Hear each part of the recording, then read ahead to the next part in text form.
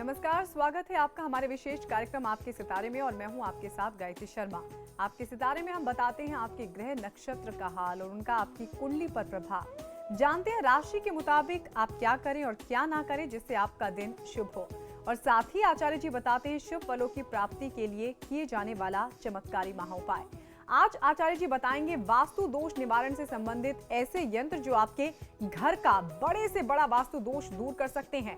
तो फिर देर किस बात की, आइए शुरू करते हैं आज का आपके सितारे। क्या आप वास्तु दोष से परेशान हैं? इस दोष का निवारण करने वाले दिव्य यंत्रों से अनजान हैं? तो जानिए पंडित वैभव नाथ शर्मा से 10 दिव्य यंत्रों की जानकारी। आपके सितारे में आप अपने मन की हर एक जिज्ञासा को जान सकते हैं, दुविधा को शांत कर सकते हैं और अपने सवाल पूछ सकते हैं। स्टूडियो में साथ देने के लिए मौजूद है विश्व विख्यात ज्योतिषाचार्य और वास्तुशास्त्री पंडित वैभव नाथ शर्मा। आचार्य जी बहुत बहुत स्वागत है आपका। जी नमस्कार। तो अगर आप अपनी कुंडली के ग्रह नक्षत्र से परेशान हैं या कार्य, व्यापार, परिवार की चिंता कर रही है आपको परेशान, तो आप भी हमें कॉल कर सकते हैं। हमारे फोन नंबर्स लगातार आपकी टीवी स्क्रीन पर फ्लैश किए जा रहे हैं और अगर चाहें तो आप हमें हमारे टोल फ्री नंबर पर भी हमें कॉल कर सकते हैं। आप हमसे सीधी बात कर सकते हैं। हमारा टोल फ्री नंबर है 1800-1026-303। आप इस नंबर पर मुफ्त में कॉल करें। इसके अलावा आप हमें हमारे लैंडलाइन नंबर्स 0120-4646-332 और 0120-4646-327 पर भी कॉल करके हमसे सीधी बात कर सकते हैं। आइए सबसे पहले जानते हैं आज का पंचांग। जी बिल्कुल, आज का पंचांग इस प्रकार है। विक्रम संवत 2069 मास चल रहा है माघ और माघ मास के कृष्ण पक्ष की आज द्वादशी तिथि है। गुरुवार का दिन है। नक्षत्र है मूल, योग है हर्षण, करण है कौलव। चलिए ये तो बात रही आज के पंचांग की और अब डाल लेते हैं 12 राशियों की राशिफल पर एक नजर। सबसे पहले बात मेष राशि की। मेष राशि वाले जातक लोग आज की दिनचर्या में आप अपने उच्चाधिकारियों का यानी आप अपने बॉसेस का विश्वास जीत सकते हैं। विश्वास जीतने के लिए आज आपको विशेष प्रयास करना चाहिए। आजीविका के क्षेत्र में कुछ समस्या आ सकती है। छुपे हुए शत्रुओं का सामना भी करना पड़ सकता है। तो ये जो आपके गुप्त शत्रु हैं इनसे थोड़ा सा सचेत रहें। कहीं भी कोई लूपहोल मत छोड़िए, कोई कमी अपने कार्य में आप मत छोड़िए। ओम श्री केशवाय नमः मंत्र का 108 बार जाप कर लेना आपको बहुत अच्छा लाभ देगा। आज की दिनचर्या आपको अनियमित नहीं करनी चाहिए। अपनी रूटीन को बहुत रेगुलर रखिए। और आइए अब जान लेते हैं वृषभ राशि वाले आज क्या करें और क्या करने से बचें। वृषभ राशि वाले जातक लोगों के लिए आज का दिन थोड़ा कठिन चुनौतियों से परिपूर्ण हो सकता है। आज आपको अपने कार्यक्षेत्र में सहयोगियों का पूरा सहयोग नहीं मिल पाएगा।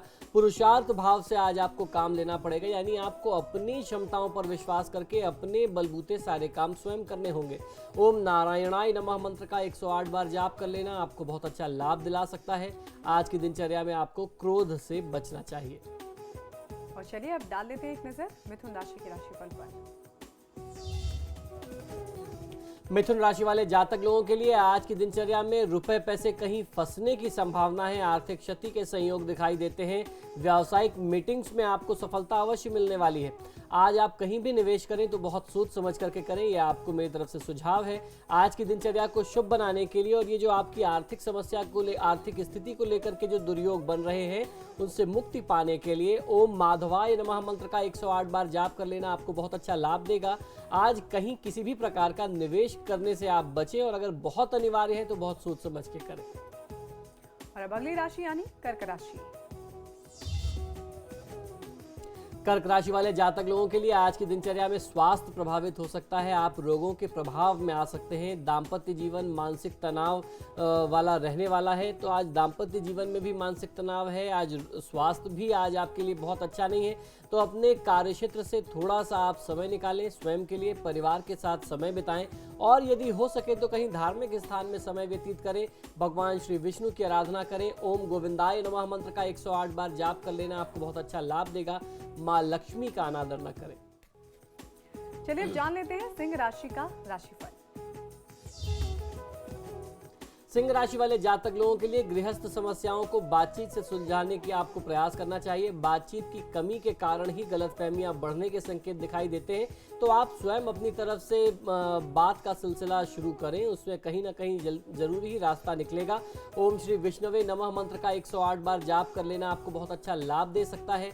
आज किसी भी परिस्थिति में आपको मां अन्नपूर्णा का यानी अन्न जो आपके सामने आता है, भोजन जो आपके सामने आता है, आप उसका अनादर न करें। स्वस्थ मन से, खुश मन से आप उसको स्वीकार करिए।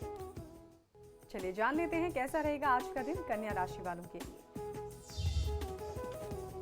कन्या राशि वाले जातक लोगों के लिए विचारों में विरोधाभास बना रहने वाला है। मन में दुविधा की स्थिति रहेगी, दुविधाग्रस्त रहेंगे, कोई भी निर्णय पूरी तरीके से नहीं कर पाएंगे। नए मित्र बनने के शुभ संयोग दिखाई देते हैं। आज की दिनचर्या को शुभ बनाने के लिए ओम मधुसूदनाय नमः मंत्र का 108 बार जाप कर लेना आपको बहुत अच्छा लाभ देगा। छोटे बच्चों को आज आप न परेशान करें न नाराज करें, उनको कुछ आप चॉकलेट्स दे करके, कुछ स्टेशनरीज बांट करके उनको खुश करिए, आपको बहुत अच्छा फायदा मिलेगा। चलिए, ये तो रहा कन्या राशि तक राशिफल। आगे की राशियों पर भी गौर फरमाएंगे, लेकिन उससे पहले एक दर्शक हमारे साथ जुड़ गई हैं, नेहा इलाहाबाद से। नेहा, बहुत बहुत स्वागत है आपका कार्यक्रम में। हेलो जी, किसके बारे में जानना चाहती हैं आप? पंडित जी, मैं किसी के बारे में नहीं जानना चाहती, मैं एक्चुअली ये जानना चाहती हूँ कि जो हम लोग आप कहते हैं, जैसे आज से कई पंडित कहते हैं, जैसे दान पुण्य का महत्व बहुत होता है जी। तो ये हम जैसे दान करते हैं, ये दान अगर हम जैसे कोई ब्राह्मण या कोई गरीब इंसान हमारी नज़र में नहीं है और तो क्या हम किसी मंदिर में ये दान कर सकते हैं? और दूसरी बात ये कि जो एक कहते हैं कि कर्म प्रधान होता है किसी भी चीज़ के लिए जी। तो क्या जो पूजा पाठ करते हैं वो भी कर्म में आता है? जी बिल्कुल, देखिए हर व्यक्ति का अपना प्रारब्ध होता है। जैसे आपने कर्म की बात की, पूजा पाठ की बात की, उन सबसे ऊपर प्रारब्ध होता है, यानी जो हमारे पूर्व जन्म के संचित कर्म हैं उसके आधार पर हमारा भाग्य लिखा गया है। हो सकता है मैंने कुछ ऐसा अच्छा काम किया हो कि प्रभु ने मुझे मार्गदर्शक के तौर पे इस जीवन में आप लोगों के साथ भेजा है। इसी तरीके से हर व्यक्ति के अपने संचित कर्म होते हैं जो आपका भाग्य बनाते हैं अगले समय में, और हमको इसीलिए दान पुण्य करना चाहिए कि हमारा जो भविष्य है, जो जीवन है, वो उज्जवल रहे। अब आपके मन में आएगा कि लोग कहते हैं कि जो कुछ भी है यही है, अगला जीवन किसी ने देखा नहीं है। हमारा जो धर्म है, सनातन परंपरा, वो पुनर्जन्म में विश्वास करती है और हमको ये सीख इसीलिए दी जाती है कि आप असहायों की, गरीबों की मदद करें, सेवा करें, दान के माध्यम से, उनकी आवश्यकताओं को पूर्ण करने के माध्यम से। आपके पास जितना है अपने उपयोग के अनुसार, उससे कुछ भी ज़्यादा हो आपको लोगों के साथ मिल बांट करके ग्रहण करना चाहिए। ऐसी कहीं कोई बाध्यता नहीं है। दान आप किसी भी वर्ग को कर सकते हैं। सबसे पहला आता है ब्राह्मण, फिर आता है क्षत्रिय, फिर आता है वैश्य और फिर आता है शूद्र। और आपको दान आपकी कुंडली के अनुसार भी करना चाहिए। जो तिथियां आती हैं, जैसे कल एकादशी थी तो आप ब्राह्मण को दान करेंगे, अमावस्या की तिथि है तो आप ब्राह्मण और शूद्र दोनों को दान कर सकते हैं। तो ये है दान का महात्म। और जहां तक कर्म की बात है तो हो सकता है प्रभु ने आपके लिए ये लिखा हो। हमारे शास्त्र में ये भी कहते हैं, रामचरितमानस में तुलसीदास जी ने लिख दिया है कि भावहि मेट सकहि त्रिपुरारी। जो भाव कुंडली के लिखे हुए हैं वो अगर कोई बदल सकता है, कोई मिटा सकता है तो महादेव शिव है। तो हो सकता है आपकी कुंडली में ये जरूर लिखा गया हो कि आप दान पुण्य करें, पूजा पाठ करें, धार्मिक प्रवृत्ति में आप रुचि लें, तो आपका समय बदलेगा, आपका भविष्य बदलेगा। चलिए, हमें कॉल करने के लिए बहुत बहुत शुक्रिया। और पंडित जी ने बहुत अच्छी बात बताई हमारे दर्शकों को। एक और दर्शक आगरा से हमारे साथ जुड़ गई हैं, रेखा। बहुत बहुत स्वागत है आपका कार्यक्रम में। हेलो जी, किसके बारे में जानना चाहती है रेखा? मुझे अपने बारे में ही जानना है मैडम। अपनी डेट ऑफ बर्थ बता दीजिए। 5/12/77। जी, जन्म का समय? सोमवार। जन्म का समय? हाँ, 8:40 शाम के समय। जी, जन्म का और स्थान? जन्म स्थान है मद्रास। जी, अब सवाल बताएं, जानना क्या चाहती हैं आप? मुझे ये पूछना है पंडित जी कि हमारा घर कब हो पाएगा? जी। बहुत परेशान है हम। जी बिल्कुल, देखिए आपके लिए अपने भवन प्राप्ति का संयोग 7 मई 2013 के बाद से बन रहा है और ये समय आपके लिए बहुत अच्छा समय है। इसका आपको लाभ लेने का प्रयास करना चाहिए। बृहस्पति की महादशा में बृहस्पति की अंतर्दशा है और बृहस्पति आपकी कुंडली में भाग्य स्थान के स्वामी हैं। तो ब्राह्मणों की सेवा करना, परिवार के जो भी आपके आचार्य हैं, जो गुरु हैं, टीचर हैं, मास्टर हैं, उनकी आपको सेवा करनी चाहिए। और उसके साथ साथ जितना ज़्यादा आप भगवत भजन करेंगी आपको उतना अच्छा लाभ मिलेगा। तो भगवान श्री विष्णु की आराधना करने से आपके जीवन में बहुत बड़ा बदलाव आएगा और अपने भवन प्राप्ति का सपना भी जल्द ही साकार होगा। चलिए, हमें कॉल करने के लिए बहुत बहुत शुक्रिया। एक और दर्शक हमारे साथ ललिता जुड़ गई हैं। बहुत बहुत स्वागत है आपका कार्यक्रम में। हाँ जी, किसके बारे में जानना चाहती हैं आप? मैं अपनी बेटी के बारे में जानना चाहती उनकी डेट ऑफ बर्थ बता दीजिए। हूँ। उनकी डेट ऑफ बर्थ है 22/10/96। जी। जन्म का समय? जन्म का समय है रात्रि 12:45, दिन जी। सोमवार, जन्म का स्थान? हल्द्वानी। जी। अब सवाल बताएं। मैं यही कहती हूँ, इनको ना गुस्सा बहुत आता है जी और पढ़ाई में मन नहीं लगता। जी। देखिए, इनकी जन्म पत्रिका के अनुसार इनकी कुंडली में मंगल की महादशा में बुध की अंतर्दशा चल रही है और मंगल का ये स्वभाव है, वह प्रकृति है कि व्यक्ति बहुत छोटी छोटी सी बातों पे उत्तेजित हो जाता है। और अगर मंगल की स्थिति देखें तो बहुत अच्छे ग्रहों से के साथ उसका संयोग नहीं है, या यूं कह लें कि बहुत अच्छे ग्रहों द्वारा वो दृष्ट नहीं है। तो जब क्रूर ग्रहों की दृष्टि उस पर होगी तो निश्चित ही कहीं ना कहीं उसमें उद्विग्नता रहेगी, विचारों में बहुत ज़्यादा तीव्रता रहेगी। तो इसके लिए सबसे बढ़िया ये है कि मंगल के देवता यदि कोई है तो हनुमान जी है। मंगल देव हनुमान की आराधना करे, पूरा परिवार करे, बच्चे के नाम से करे तो बहुत अच्छा है। और बच्चा यदि स्वयं कर सकता है तो बहुत उत्तम होगा। हनुमान चालीसा का एक पाठ अवश्य करना चाहिए। चलिए, हमें कॉल करने के लिए बहुत बहुत शुक्रिया। और यहाँ रुकेंगे एक छोटे से ब्रेक के लिए। ब्रेक के बाद भी हमारा एक खास कार्यक्रम लगातार जारी है।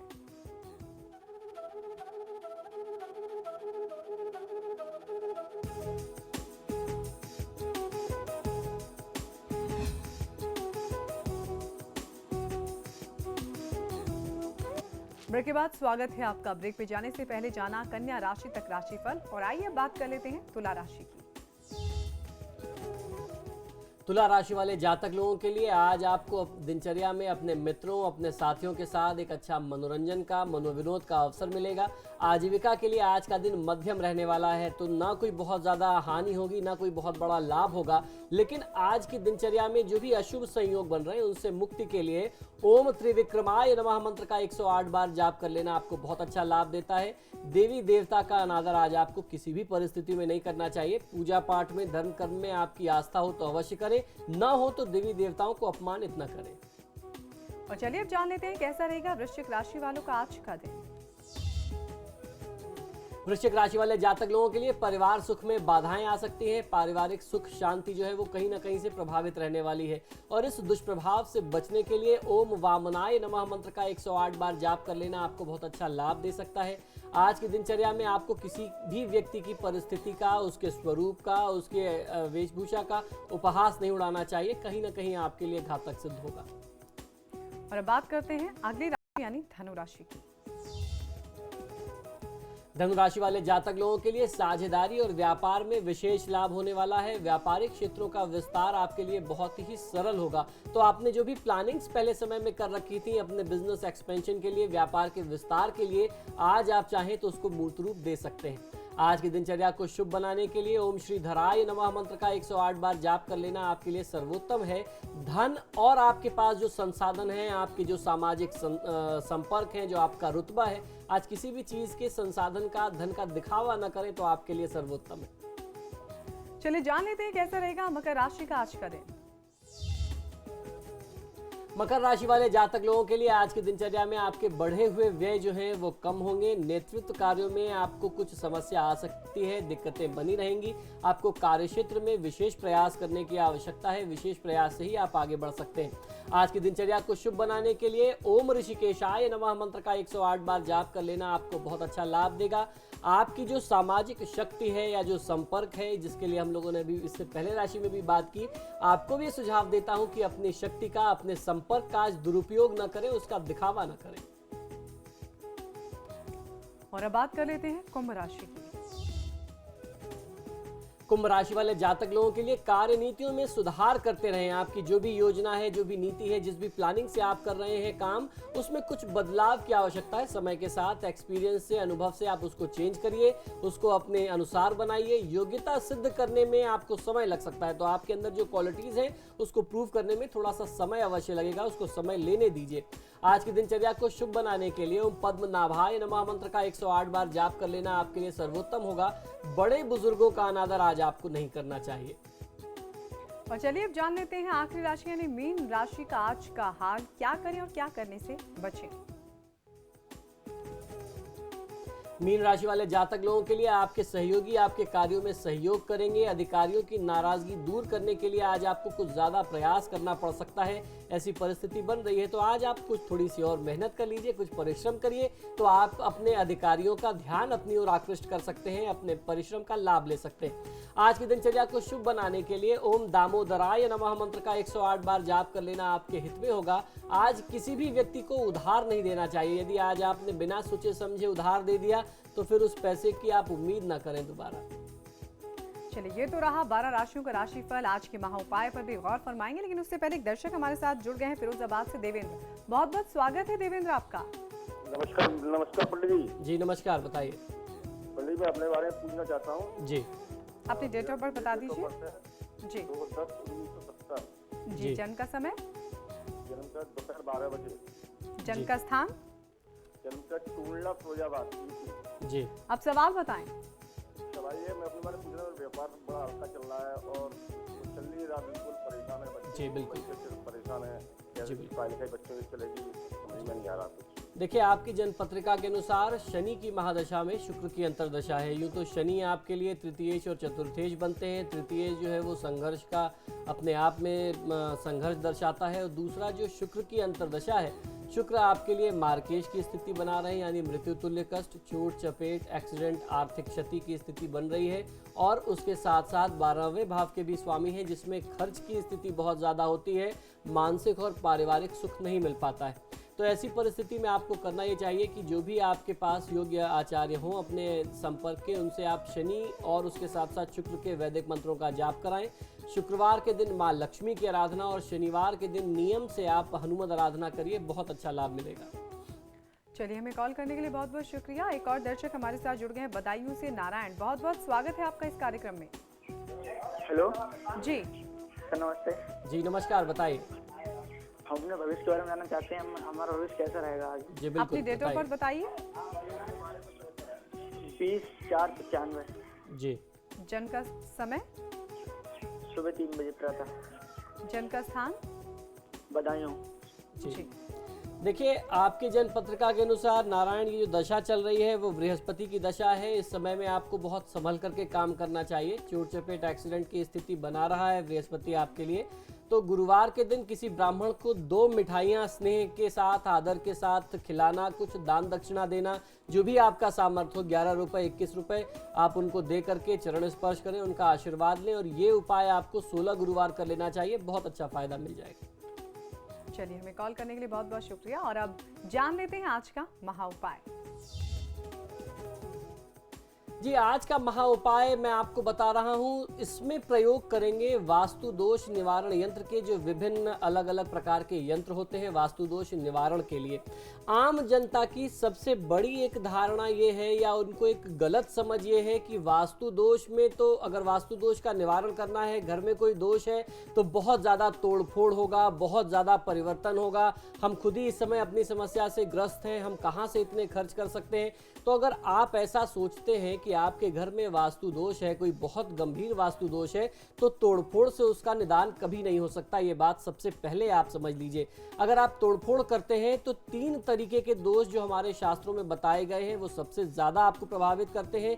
वास्तु भंग दोष, अर्थात वास्तु पर दोबारा प्रहार किया जाना, तोड़फोड़ करना, दिशा परिवर्तन वेद और रूप परिवर्तन वेद, ये 3 ऐसे दोष हैं जिसका फिर कोई उपाय नहीं मिलता। अगर कहीं वास्तु में दोष निवारण की प्रक्रिया है तो वो वैदिक वास्तु शांति के माध्यम से, या दिशा के अनुसार जिस भी दिशा में कोई दोष हो उस दिशा में आप यंत्र लगा करके, उस संबंधित दिशा के देवता का यंत्र लगा करके आप उस दोष को दूर कर सकते हैं। समस्त वास्तु दोष निवारण यंत्र जो हैं वो ऐश्वर्य और संपन्नता की प्राप्ति हेतु लगाए जाते हैं। अब मैं आपको बताता हूं कि किस दिशा के अनुसार आपको कौन सा यंत्र प्रयोग करना चाहिए। यदि आपके घर में ईशान कोण में, यानी उत्तर पूर्व कॉर्नर में, नॉर्थ ईस्ट कॉर्नर में कोई दोष है तो विष्णु यंत्र को प्राण प्रतिष्ठित करा करके आप उनको स्थापित कर सकते हैं। और उसके साथ साथ श्री यंत्र भी वहां पे नॉर्थ ईस्ट कॉर्नर के दोष निवारण के लिए, उत्तर दिशा के दोष निवारण के लिए भी श्री यंत्र का प्रयोग किया जाता है, जिससे मां लक्ष्मी की कृपा, आपके घर का वास्तु कितना भी विपरीत होगा, मां लक्ष्मी की कृपा आपके परिवार पर बन जाएगी। यदि आपके घर में दक्षिण दिशा में कोई दोष है या आपका प्रवेश द्वार जो है वो दक्षिण मुखी है, ऐसे दोष निवारण करने के लिए आपको हनुमद यंत्र का प्रयोग करना चाहिए। किसी योग्य आचार्य से शुभ परिस्थिति में, शुभ नक्षत्रों में, तिथि में आप इन यंत्रों को प्राण प्रतिष्ठित करा करके स्थापित करें। प्रवेश द्वार पे लगाएंगे तो प्रवेश द्वार का दोष दूर हो जाएगा। पश्चिम मुखी द्वार अगर आपके घर में है और आपको उसका बहुत गंभीर परिणाम मिल रहा है तो आप उसको चेंज नहीं कर सकते, ऐसी परिस्थिति में दुर्गा बीसा यंत्र को सिद्ध करा करके प्रवेश द्वार पे लगाइए, सभी कष्टों से आपको मुक्ति मिलेगी। वहीं पूर्व दिशा में अगर आपके घर में कोई बहुत बड़ा दोष है जिसे आप चेंज नहीं कर सकते, बदल नहीं सकते, तो सूर्य यंत्र, अर्थात जिसके पूर्व दिशा के स्वामी कौन है, सूर्य देव है, तो सूर्य देवता को वहां पे प्रतिष्ठित करने से, उनके यंत्र के माध्यम से आप उनको वहां पे स्थापित करिए, बहुत अच्छा लाभ मिलेगा। ठीक इसी प्रकार से उत्तर दिशा के दोष निवारण के लिए और ऐश्वर्य संपन्नता प्राप्ति के लिए कुबेर यंत्र भी प्रयोग करते हैं। पश्चिम दिशा के दोष निवारण के लिए शनि यंत्र का प्रयोग किया जाना चाहिए। दक्षिण और दक्षिण पश्चिम यानी साउथ और साउथ वेस्ट कॉर्नर के दोष को दूर करने के लिए अगर कोई अग्नि भय है, आपको ऐसा लगता है आर्थिक विपन्नता बहुत ज़्यादा है, चोरी दुर्घटना बहुत ज़्यादा हो रही है, आपको असुरक्षा की भावना रहती है, तो ऐसी परिस्थिति में मंगल यंत्र का प्रयोग किया जाना आपको बहुत अच्छा लाभ दे सकता है। अब मैं आपको बताता हूँ, जल संबंधी अगर आपके घर में कोई पीड़ा होती है, बार बार आपको अपने घर में जल से संबंधित कोई समस्या है, बहुत ज़्यादा खर्च ऐसी चीज़ों में होता है, मोटर खराब हो रही है, या अक्सर ऐसा देखा गया है कि पानी से संबंधित जो नालियाँ हैं वो हमेशा टूटती फूटती रहती हैं, खर्च उसमें होता रहता है, तो समझ लीजिए कि उत्तर दिशा में जल से संबंधित कहीं कोई दोष बन रहा है। तो ऐसी परिस्थिति में वरुण यंत्र को पश्चिम दिशा में यदि आप लगाएंगे या उत्तर दिशा में लगाएंगे तो आपको बहुत अच्छा लाभ मिल सकता है। बिल्कुल, तो आज पंडित जी ने वास्तु दोष निवारण के लिए 10 चमत्कारी यंत्रों के उपयोग के बारे में बताया, और इसी कड़ी में कल भी आपके सितारे में पंडित जी घर में बिना तोड़फोड़ किए वास्तु दोष निवारण के कुछ अन्य खास उपाय भी बताएंगे, जिसके लिए हमारा कल का एपिसोड देखना बिल्कुल ना भूलें। पंडित जी, आप हमारे कार्यक्रम में आए और तमाम दर्शकों के सवालों का जवाब दिया और इतनी अच्छी जानकारी दी, उसके लिए आपका बहुत बहुत शुक्रिया। नमो नारायण। वक्त हो चला है आप सबसे इजाजत लेने का, कल फिर हाजिर होंगे इसी वक्त, तब तक के लिए नमस्कार।